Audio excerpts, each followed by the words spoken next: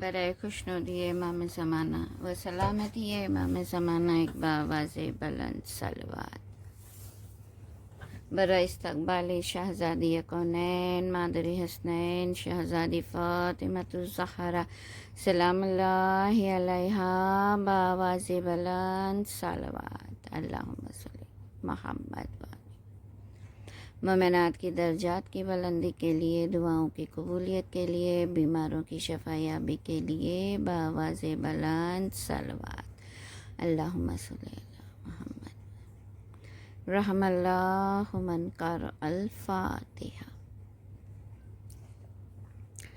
اعوذ باللہ من الشیطان اللعین الرجیم، بسم اللہ الرحمن الرحیم۔ آپ سب مل کر تلاوت کیجیے گا۔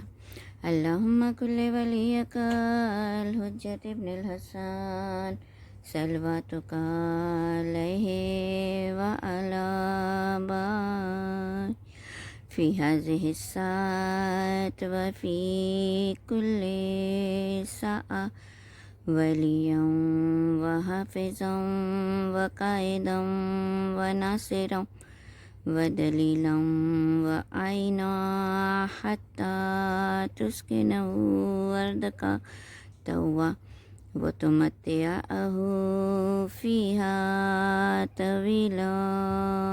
اللہم صل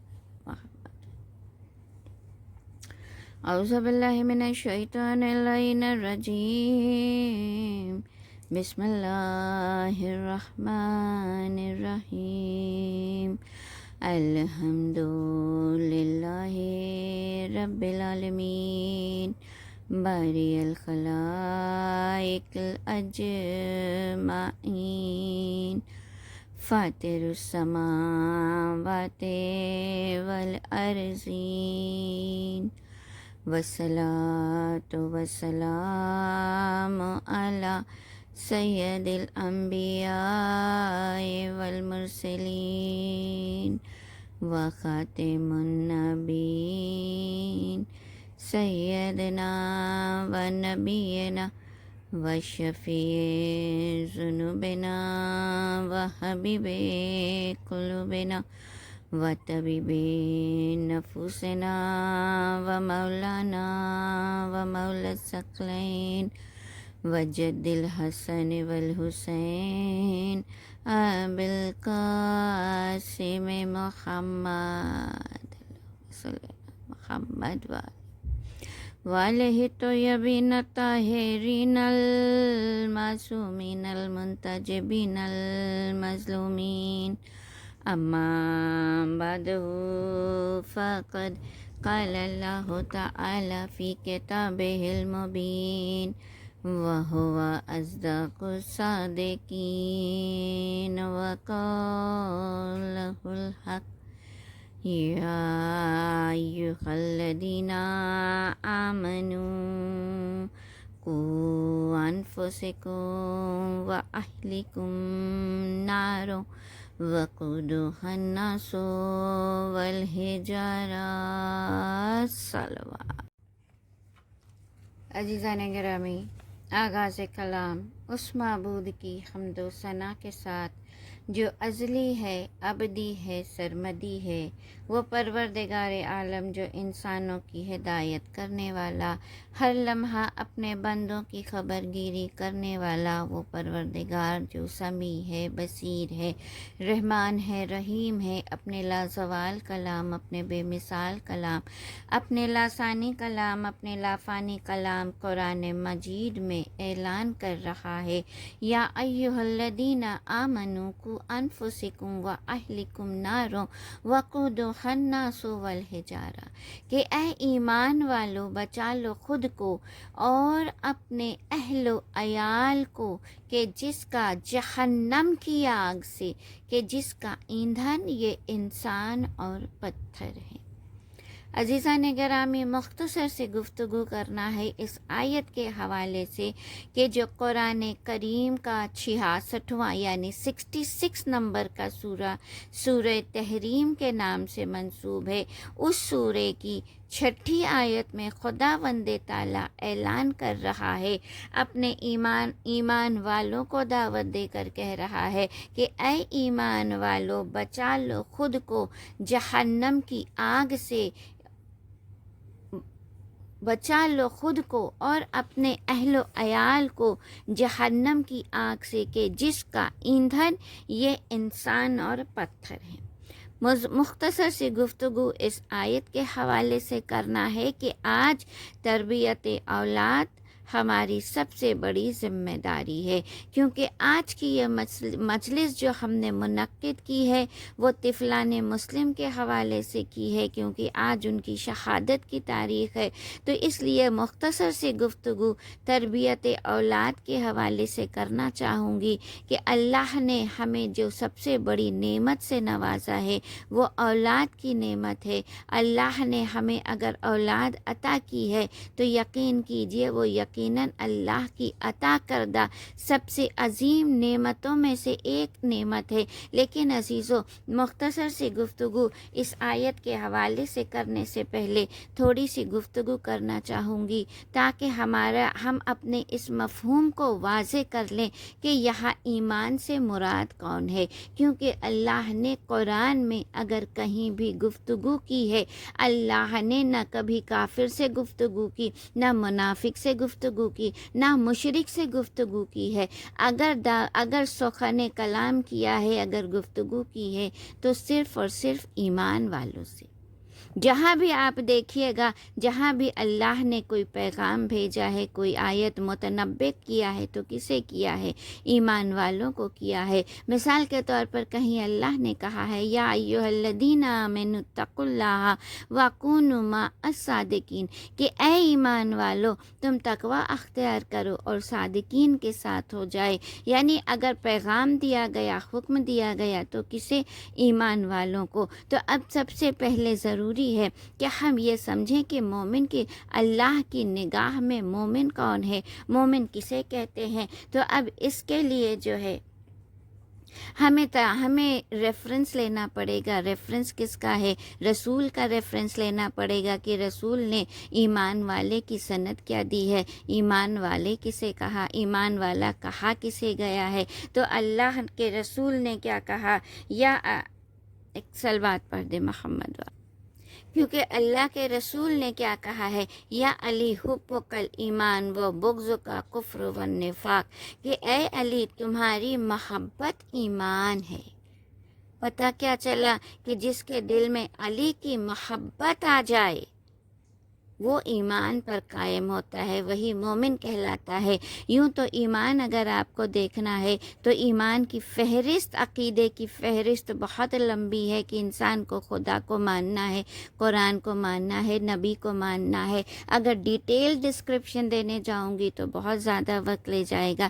اگر ان شارٹ گفتگو کرنا ہے کہ مومن کی پہچان کیا ہے، کہا جس کے دل میں محبت علی آ جائے، جس کے دل میں علی کی محبت آ جائے تو یقین کیجئے وہی مومن ہے، اس کا ایمان کامل ہے، کیونکہ کہنے والا کوئی اور نہیں بلکہ ہمارا کائنات کا رسول ہے، جس کے لبوں پر وحی الہی کے پہرے ہیں، جس کے لیے قرآن سورہ النجم میں کہہ رہا ہے وَمَا يَنطِقُ عَنِ الْهَوَىٰ إِنْ هُوَ إِلَّا وَحْيٌ يُوحَىٰ، کہ میرا نبی کلام ہی نہیں کرتا جب تک کہ اس پر وحی نہ نازل ہو جائے۔ تو اب پتہ کیا چلا کہ علی کی محبت ہی کامل ایمان کی سند ہے، یعنی جو مومن ہوگا اس کے دل میں علی کی محبت ہوگی، اور ظاہر سی بات ہے اسی لیے ایمان کا تقاضا یہ ہے، مومن کا تقاضا یہ ہے۔ اللہ مومن کو حکم دے رہا ہے کہ دیکھو خود کو بچا لو۔ بچنا کس سے ہے؟ کہا جہنم کی آگ سے خود کو بھی بچانا ہے اور اپنے چاہنے والے کو، اپنے اہل و عیال کو بھی بچانا ہے۔ تو عزیزان گرامی، یہ اللہ کی محبت کا تقاضا ہے کہ وہ علی کے چاہنے والوں کو باخبر کر رہا ہے کہ دیکھو تم خود کو آگ سے بچا لینا ہے۔ تو عزیزان گرامی، مختصر سی گفتگو کرنا ہے کہ اگر آپ دنیا ہی میں دیکھ لیں، انسان اگر آپ اچھی سوسائٹی میں آج چلی جائیے، آج جتنی بھی بلڈنگیں بنتی ہیں ان بلڈنگوں میں آپ نے کیا دیکھا ہوگا؟ کا پراپر انتظام کیا جاتا ہے کہ اگر خدا نخواستہ کبھی آگ لگ جائے تو اس آگ سے بچنے کے لیے پہلے سے تدابیر کر کے تیار رکھی جاتی ہیں، انتظام رکھا جاتا ہے کہ خدا نخواستہ اگر کبھی آگ لگ گئی تو ہمارے پاس بچنے کے لیے تدابیر رہنی چاہیے، ہمارے پاس بچنے کے لیے ذرائع رہنے چاہیے۔ تو عزیزان گرامی، اب اگر خدا کہہ رہا ہے، خدا ہمیں بتا رہا ہے کہ دیکھو جہنم کی آگ ہے، تو ہمارا فرض یہ ہے، ہماری ڈیوٹی یہ ہے کہ ہم خود کو اس آگ سے بچانے کی کوشش کریں، کیونکہ کہنے والا وہ ہے کہ جو صادق الوعد ہے، جس کی ہر بات پر ہمیں عقیدہ ہے۔ اب دوسری بات جو اس آیت میں آئی ہے وہ کیا ہے؟ اللہ نے کیا کہا کہ اے ایمان والو، بچا لو خود کو اور اپنے اہل و عیال کو جہنم کی آگ سے، جس کا ایندھن یہ انسان اور پتھر ہوں گے۔ یعنی آگ میں ڈالا کس سے جائے گا؟ انسان اور پتھر۔ اب ظاہر سی بات ہے، اگر کوئی انسان ذی شعور ہے، ذی فہم ہے، اگر انسان عقل رکھتا ہے، باشعور ہے، تو اس کو یہ سمجھ جانا چاہیے کہ ایندھن اگر ہے، اگر پتھروں کو ڈالا جائے گا تو پتھروں کو جلایا کس لیے جائے گا؟ آگ میں ڈالنے کا مقصد کیا ہے؟ کہا آگ میں صرف اس لیے ڈالا جائے گا تاکہ آگ کی حدت، اس کی شدت اور زیادہ بڑھ سکے۔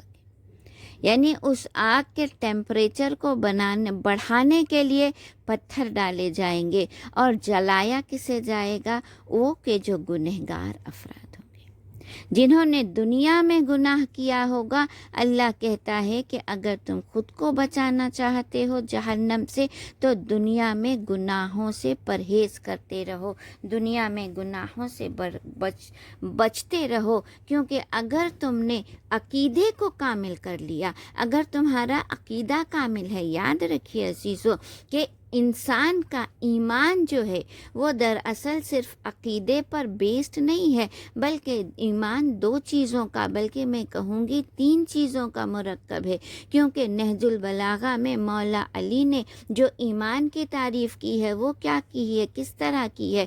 کہا الایمان تصدیق بالجنان و اقرار باللسان و عمل بالارکان، یعنی ایمان جو ہے دل سے عقیدہ رکھنے کا نام ایمان ہے، زبان سے اقرار کرنے کا نام ایمان ہے، اور عمل صالح کرنے کا نام ایمان ہے۔ یعنی اگر عقیدہ کامل ہے تو آپ کو کرنا کیا ہے؟ کہا نیک اعمال کرنے ہیں۔ یاد رکھیے اگر انسان کا عقیدہ زیادہ ہے، عقیدہ کامل ہو گیا، اگر وہ علی والا ہے، تو اب اس کے لیے عمل کی منزل پر آنا بہت زیادہ ضروری ہے، کیونکہ اگر آپ نے علی کو مانا لیکن اب اگر آپ نماز سے دور ہو جائیں گے تو آگ کا خطرہ بڑھ جائے گا۔ اگر آپ علی کے چاہنے والے ہیں لیکن آپ نے روزے سے اجتناب کر لیا تو کہا آگ کا خطرہ بڑھ جائے گا۔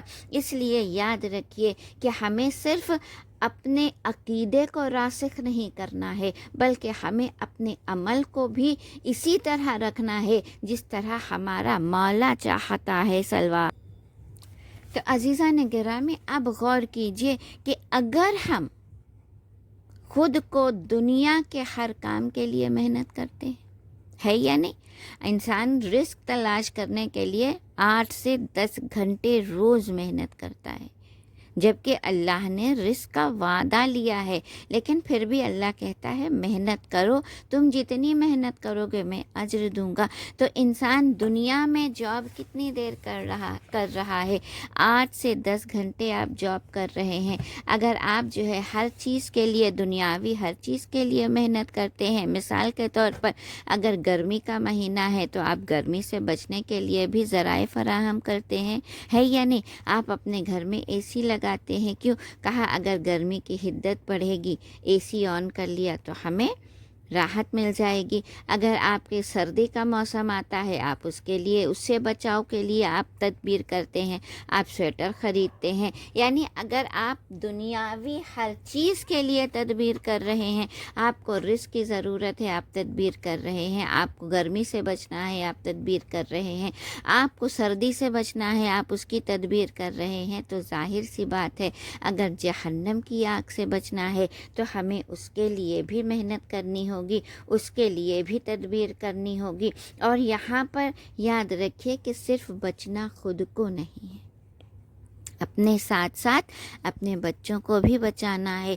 اپنے اہل و عیال کو بھی بچانا ہے۔ یاد رکھیے عزیزو، اگر آپ ماں ہیں، جو مائیں میری مجلسیں سن رہی ہیں، میں خصوصی طور پر ان سے متوجہ ہوں کہ اگر آپ ماں ہیں تو آپ کی ذمہ داری بہت زیادہ بڑھ جاتی ہے، کیونکہ ماں کی ذمہ داری صرف دنیا تک محدود نہیں ہے۔ ماں کی ذمہ داری یہ صرف آپ کے لیے یہ ضروری نہیں ہے کہ آپ کا بچہ دنیاوی تعلیم حاصل کر لے، والدین کی ذمہ داری ہوتی ہے نا۔ ہر انسان کیا چاہتا ہے، میرا بچہ جو ہے تعلیم حاصل کر کے اچھا ڈاکٹر بن جائے، اچھا انجینئر بن جائے، اور اس کے لیے ہر ماں باپ محنت کرتے ہیں۔ یقیناً محنت کرنی چاہیے، میں اس کے خلاف نہیں ہوں۔ میں یہ نہیں کہتی کہ آپ اپنے بچوں کو اچھے اسکول میں نہ ڈالیں، میں یہ نہیں کہہ رہی ہوں کہ آپ بچوں کو انگریزی تعلیم نہ دلائیں، نہیں، یہ وقت کا تقاضا ہے، اور جب ہم دنیا میں رہ رہے ہیں تو ہمیں دنیا کے مطابق تعلیم حاصل کرنا ہے، یقیناً ضروری ہے، لیکن دنیاوی تعلیم کے ساتھ ساتھ ہمارا فریضہ یہ ہے کہ ہم اپنے بچے کو دینی تعلیم کی طرف بھی متوجہ کرے۔ ہمارا بچہ جو ہے اگر انگلش کی پوئٹری یاد کر رہا ہے، ہمیں بہت اچھی بات ہے، ہمیں یقیناً خوش ہونا چاہیے، لیکن ہماری ذمہ داری یہ ہے کہ ہم اپنے بچوں کو قرآن کی آیتیں بھی سکھائیں، رسول کی حدیثیں بھی یاد کرائیں، کیونکہ اگر دنیاوی تعلیم جتنی زیادہ ضروری ہے، ہماری آخرت کو کمال تک پہنچانے کے لیے، ہمیں آخرت میں جہنم سی آگ سے بچنے کے لیے، ہمارے لیے دینی تعلیم کا بھی ہونا بہت ضروری۔ ہاں عزیزہ نے گرامی، آپ نے دیکھا ہوگا، آپ خود جانتی ہیں کہ ہم دنیاوی تعلیم کے لیے بہت محنت کرتے ہیں، لیکن جہاں دینی تعلیم کی بات آتی ہے، ہم دنیاوی تعلیم کے لیے ہزاروں روپے خرچ کر سکتے ہیں، لیکن اگر دینی قرآن کی تعلیم کی بات آ جائے تو آپ دیکھیے ہم اپنے بچے کے لیے کتنا وقت اسپیئر کر رہے ہیں، ہم اپنے بچے کو کتنی قرآن کی تعلیم دے رہے ہیں، جبکہ قرآن کی تعلیم جو ہے اتنی نیسیسری ہے، اور اس کی اتنی زیادہ عظمت ہے، اتنی زیادہ اہمیت ہے کہ روایت میں ملتا ہے کہ جب مولا حسین کے ایک بچے نے قرآن ختم کی تو مولا نے کیا کہا، جو پڑھانے والا جو مدرس تھا، دیکھیے مولا نے ہمیں طریقہ بھی بتایا، ایسا نہیں تھا، مولا جو ہے خود قرآن پڑھنا جانتے تھے، اپنے بچوں کو پڑھا سکتے تھے، لیکن معلم رکھا، معلم رکھ کے قرآن کی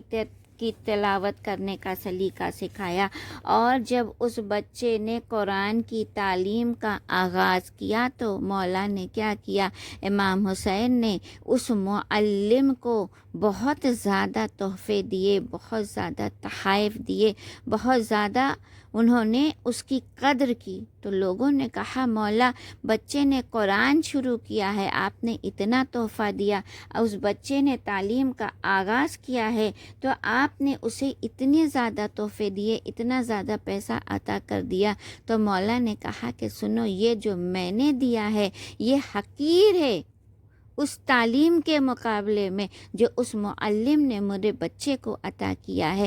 کہا یہ دنیاوی چیزیں ہیں، یہ تحفے، یہ تحائف جو ہیں، یہ دنیاوی چیزیں ہیں، یہ فنا ہو جائیں گی، مگر اس نے جو علم میرے بچے کو دیا ہے وہ قیامت تک باقی رہنے والا ہے، وہ اسے یہاں بھی فائدہ پہنچائے گا اور قیامت کے میدان میں بھی فائدہ پہنچائے گا۔ تو پتہ کیا چلا، والدین کی پہلی ذمہ داری یہ ہے عزیزہ عزیزان گرامی کہ ہم اپنے بچے کو دینی تعلیم کی طرف راغب کریں، کیونکہ اگر ہم نے اپنے بچے کو دین نہیں سکھایا تو یاد رکھیے ہم خسارہ اٹھانے والوں میں ہوں گے۔ سلوات کیا سناتے ہوئے میں ربط مصائب کی طرف آؤں گی کہ رسول کا دور تھا اور رسول مدینے کی گلیوں میں سے گزر رہے تھے، صحابی ساتھ تھے، اور جب رسول اس گلی سے گزر رہے تھے چلتے چلتے رسول کی نظر کچھ بچوں پر پڑی جو کھیل رہے تھے۔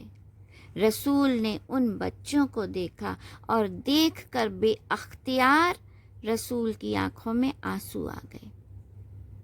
جب رسول کی آنکھوں میں آنسو آئے تو جو لوگ ساتھ تھے، جو صحابی ساتھ تھے، انہوں نے سوال کیا کہ اللہ کے رسول، یہ آپ کی آنکھوں میں آنسو کیوں آ گئے؟ آپ نے ان بچوں کو کھیلتا دیکھا اور ان بچوں کو دیکھ کر آپ رو کیوں رہے ہیں؟ تو رسول نے کہا کہ میں جب ان بچوں کو دیکھتا ہوں تو مجھے آخری زمانے کے وہ بچے یاد آتے ہیں کہ جو اپنے والدین کی وجہ سے تباہی کا شکار ہو جائیں گے۔ غور کیجئے گا عزیزو، یہ کتنا قیمتی جملہ ہے، کبھی اس پر غور کیجئے، تدبر کیجئے کہ رسول نے کیا کہا کہ میں ان بچوں کے مستقبل کو دیکھ رہا ہوں، ان آخری زمانے کے بچوں کو یاد کر رہا ہوں، اور اس لیے رو رہا ہوں کیونکہ یہ آخری زمانے کے بچے جو ہیں ان پر تباہی آئے گی، ان کے والدین کے ذریعے سے آئے گی۔ ایک ایسا زمانہ آئے گا کہ والدین خود اپنے بچوں کی تباہی کا سبب بن جائیں گے۔ لوگوں کو بڑی حیرت ہوئی کہ اللہ کے رسول بھلا والدین اور بچے کی تباہی کا سبب کیسے بنیں گے؟ تو لوگوں نے سوال کیا، اللہ کے رسول کیا والدین کافر ہوں گے؟ کیا وہ والدین مشرک ہوں گے؟ کیا وہ منافق ہوں گے؟ اللہ کے رسول نے کہا نہیں، وہ مسلمان ہوں گے۔ کہا وہ کافر اور مشرک نہیں ہوں گے بلکہ وہ مسلمان ہوں گے۔ لوگوں نے کہا اللہ کے رسول کیا کوئی والدین اتنے ظالم ہو سکتے ہیں کہ جو اپنے بچوں کو تباہ کر دیں؟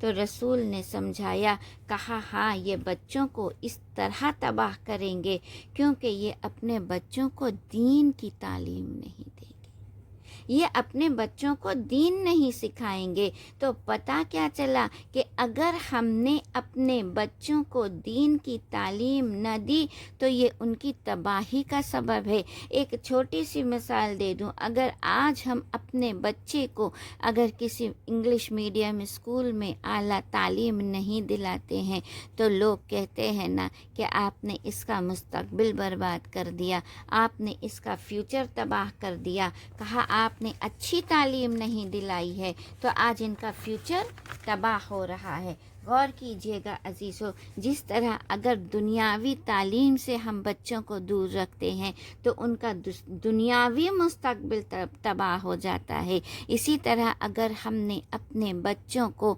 دین کے واجبات نہیں سکھائے، اگر ہم نے انہیں دین کی تعلیم نہیں دی تو یاد رکھیے ان کی آخرت تباہ ہو جائے گی، اور صرف ان کی آخرت نہیں تباہ ہوگی، ان کے ساتھ ساتھ ہماری بھی آخرت کو خطرہ ہے، یاد رکھیے گا۔ اسی لیے اللہ نے قرآن میں مومن کو متنبع کیا کہ خود کو بھی بچاؤ، اپنے اہل و عیال کو بھی بچاؤ۔ کس سے بچاؤ؟ کہا جہنم کی آگ سے بچاؤ، کیونکہ اگر تم نے دنیا میں دین نہیں سیکھا تو یاد رکھو آخرت کے میدان میں تم خسارے میں رہو گے۔ ہاں عزیزان گرامی، یاد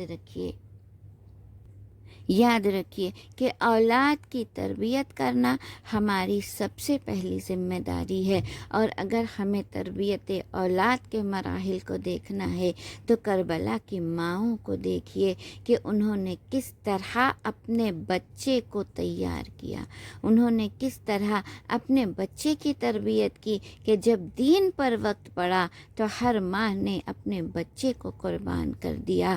آج ان دو بچوں کی مجھے मुझे मसाइब पढ़ना है कि जो मुस्लिम के साथ कूफे आए थे। हाँ अजीज़ों, ये वो बच्चे हैं, यतीम बच्चे हैं, माँ से भी बिछड़ चुके थे, बाप से भी जुदा हो चुके थे। माँओं का मजमा होगा ना, और अगर आपकी आंखों में आंसू आ जाएं तो अपने अपने दामन को फैला कर दुआ कीजिएगा कि परवरदिगारा हर माँओं की गोदियाँ आबाद रहे। बस अजीज़ों, चंद जुमले मसाइब के तारीख़ में मिलता है कि जब मुस्लिम कूफा आए और जब ज़माना बदल गया और जब तमाम कूफे वालों ने मुस्लिम को छोड़ दिया, मुस्लिम को ले जाकर दारुल अम्मारा की छत से उन्हें गिराकर शहीद कर दिया गया। अरे ये दो बच्चे मुस्लिम से बिछड़ गए। जब मुस्लिम का वक्त आखिर आया, एक मर्तबा मुस्लिम ने कूफे वालों को मुखातिब करके कहा, ए कूफे वालों, देखो कल ईद का दिन है, तुम ईद ज़रूर मनाओगे, मगर याद रखना मेरे दो छोटे बच्चे मुझसे बिछड़ चुके हैं। अगर मुमकिन हो सके तो उन्हें अपने माँ तक उन्हें उसकी माँ तक पहुँचा देना। मगर अज़ीज़ा ने गिरामी, उन यतीमों पर किसी ने रहम ना किया। अरे वो बच्चे जब छुपते छुपाते चले, एक जालिम ने उन्हें देखा, इब्ने ज़ियाद के दरबार में लाया, बच्चों को कैद कर दिया गया। रवायत लिखती है साल भर ये बच्चे कैद में थे। अरे और उन्हें कैद में कभी ठंडा पानी न मिला, जब भी कभी हाँ अजीज़ों, और जब कैद की तन्हाई में अंधेरा तारीक कैद खाना था, ये बच्चे जब बैठते थे कहते थे, भैया ये ज़माना कैसा बिगड़ा, अरे बाप भी जुदा हो गया। ए भैया, न चचा ने पूछा, न भैया अली अकबर ने खबर ली, न मामू अब्बास ने याद किया। ए भैया, हमारी माँ भी शायद हमें भूल गई। अरे जब छोटा भाई शिकवा करता था तो छोटा भाई बड़ा भाई समझा कर कहता है, ए भैया नहीं मालूम, अरे चचा हुसैन पर क्या मुसीबत आई, वरना वो हमारी रिहाई की फिक्र ज़रूर करते, हमें अम्मा भी ज़रूर याद करती होंगी। हाँ अज़ीज़ों, रोज़ इसी तरह कैद खाने में जिंदगी गुजरती थी। तंग कैद खाना था। एक दिन बड़े भाई ने कहा, आज जब दरोगा जिंदान आएगा मैं उससे बात करूँगा। और जब रात का अंधेरा छाया और वो दरोगा जब जिंदान में आया, उसने कुफ्ल को खोला और कुफ्ल खोलने के बाद जब थोड़ा सा गर्म पानी और सूखी हुई रोटी उन बच्चों के आगे रखी ना, बच्चों ने हाथ जोड़ दिए, कहा, ए भाई, हमें तेरा ये ग़िज़ा नहीं चाहिए, हमें तेरा ये पानी नहीं चाहिए। ए भाई, हम सिर्फ अपने थोड़ी सी दास्तान बयान करना चाहते हैं, तुम हमारे दास्तान को सुन लो। अरे वो दारोगा जिंदान जो था बहुत रहमदिल था, अली का चाहने वाला था। कहता है, बच्चों क्या कहना चाहते हो? उन बच्चों ने सवाल किया, अच्छा इतना बता दो, क्या तुम नबी मोहम्मद मुस्तफ़ा को मानते हो? उसने कहा, हाँ नबी हैं, मैं उनका कलमा पढ़ता हूँ, मैं उनको मानता हूँ। कहा, अली मुर्तज़ा को मानते हो? कहा, हाँ मानता हूँ। कहा, सुनो तुम मुस्लिम को जानते हो? कहा, हाँ मुस्लिम को जानता हूँ। कहा, हम उसी मुस्लिम बिन अकील के बच्चे। इतना सुनना था ना, दारोगा ने अपने हाथों को जोड़कर कहा, बच्चों खता हो गई, मुझे नहीं मालूम था कि तुम मुस्लिम के बच्चे हो। ए बच्चों जाओ, ये दर जिंदान खुला है। तुम इस जिंदान से निकल जाओ, जो मुझ पर गुजरेगी मैं उसे सह लूँगा, लेकिन बच्चों सुनो कभी, अरे मेरी शिकायत न करना, मैंने जो तुम्हें कभी घुड़का हो तो मुझे माफ़ कर देना। बस कहा। एक मर्तबा बच्चों ने कहा, अरे हम पर ये एहसान कर, हमें मदीना पहुंचा दे। अरे बच्चे ने दरबान ने कहा, मैं तुम्हें रास्ता बता देता हूँ, तुम उस रास्ते पर चले जाना, मदीने पहुँच जाओगे। बस अजीज़ो, रात के अंधेरे में बच्चे निकले तो ज़रूर, मगर अंधेरा था, रास्ता भटक गए, और भटकते भटकते एक ऐसे दरख्त के एक चश्मे के करीब पहुँच गए। जब सुबह का उजाला फैलने लगा, औलाद वालों का मजमा है, खुदा तुम्हारी औलादें सलामत रखे, लेकिन जरा तसव्वुरात में चली जाइए और जरा सोचिए कि उन बच्चों पर क्या गुजरी होगी।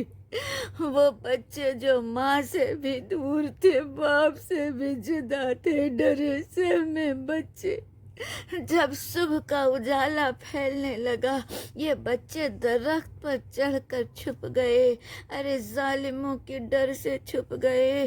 अरे लेकिन जब थोड़ी देर गुजरी, एक मोमिना उस चश्मे पर पानी भरने आई, और जब वो पानी लेने के लिए झुकी तो उसने क्या देखा? अरे एक दो चांद से बच्चे हैं जो दरख्त पर बैठे हुए हैं, डरे सहमे बच्चे हैं। ज़ईफ़ा को बड़ा प्यार आया, एक मर्तबा बच्चों से कहती है, हे बच्चों ज़रा नीचे आओ, वहाँ क्यों बैठे हो? बच्चों ने कहा, अगर जान की अमान दे तो हम बताएं। कहा, तुम कौन हो?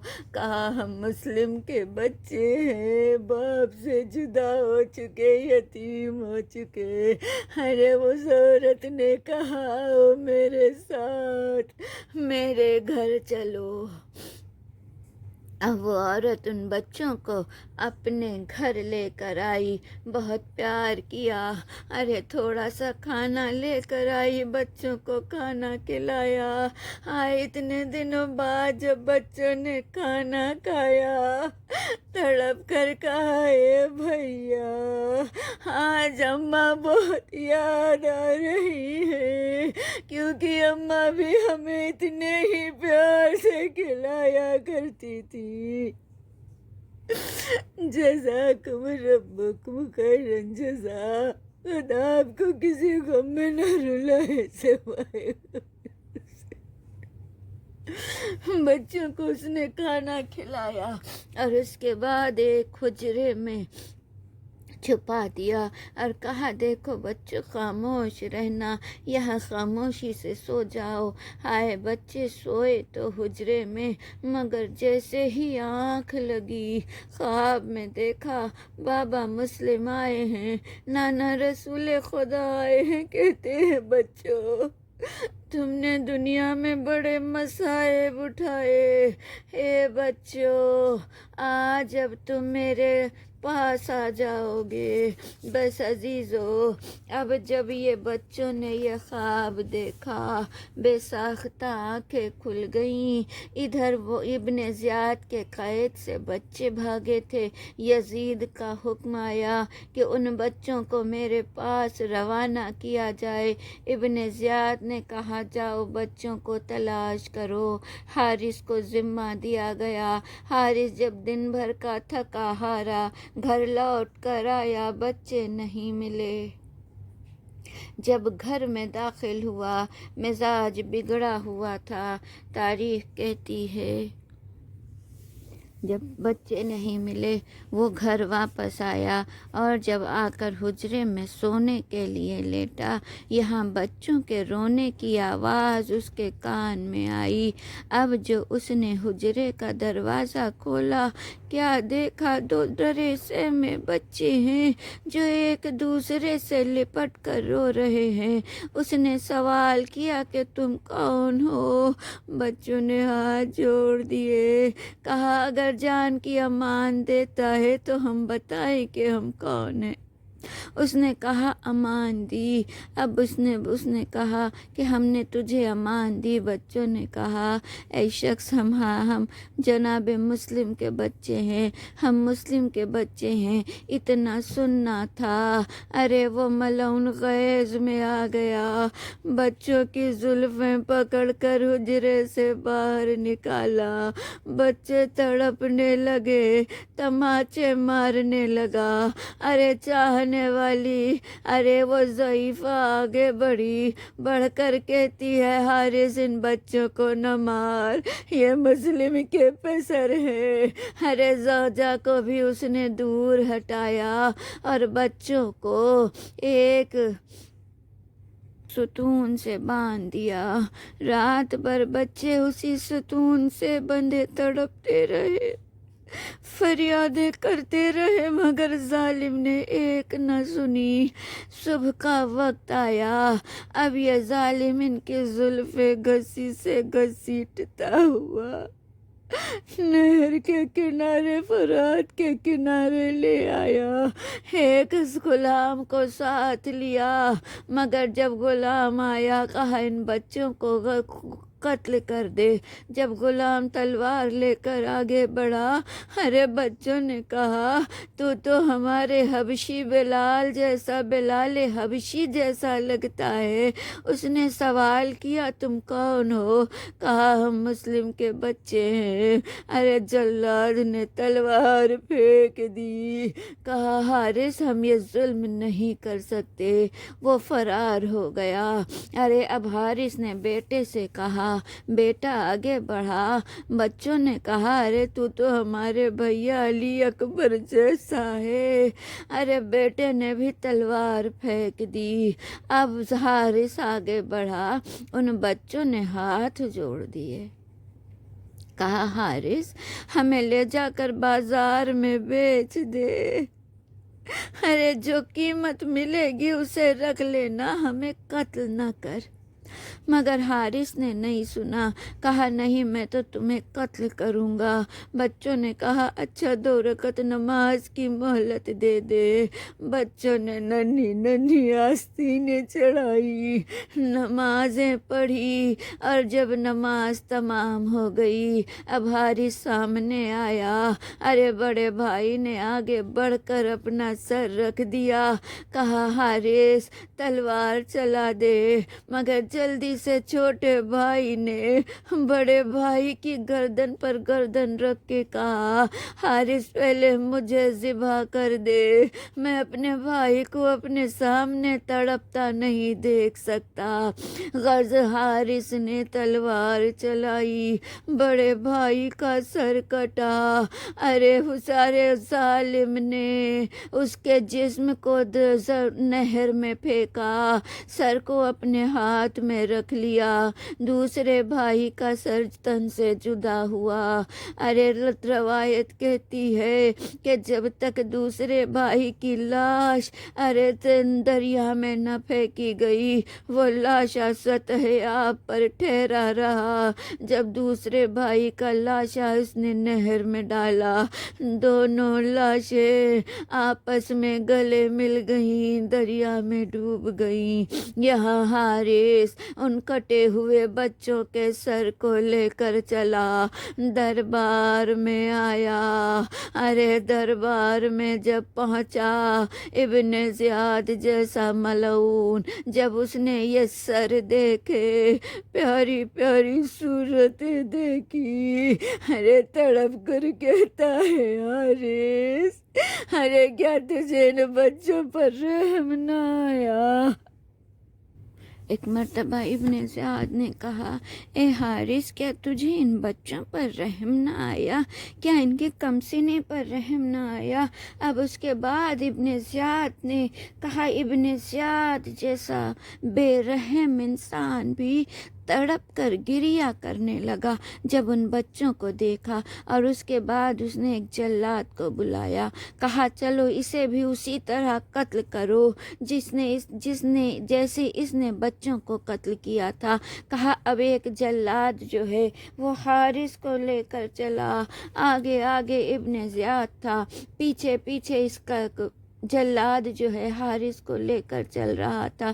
रवायत लिखती है कि जब से इब्ने ज़ियाद उस मकाम पर पहुंचा, क्या देखा आज़ीज़ाने गिरामी, आपने जब कुर्बानी की होगी आपने कभी देखा होगा कि जहाँ कुर्बानी होती है खून फैला होता है। जब ज़ियाद ने देखा, क्या देखा, जगह जगह कदमों के निशान, जगह जगह एड़ियों के रगड़ने के निशान नजर आए। उसने सवाल किया, हारिस कहता है, हे इब्ने ज़ियाद, जब मैंने बच्चों के सर तन से जुदा किए, बच्चे एड़ियाँ रगड़ते रहे। अला लानतुल्लाहि अलल कौमिज़ ज़ालिमीन।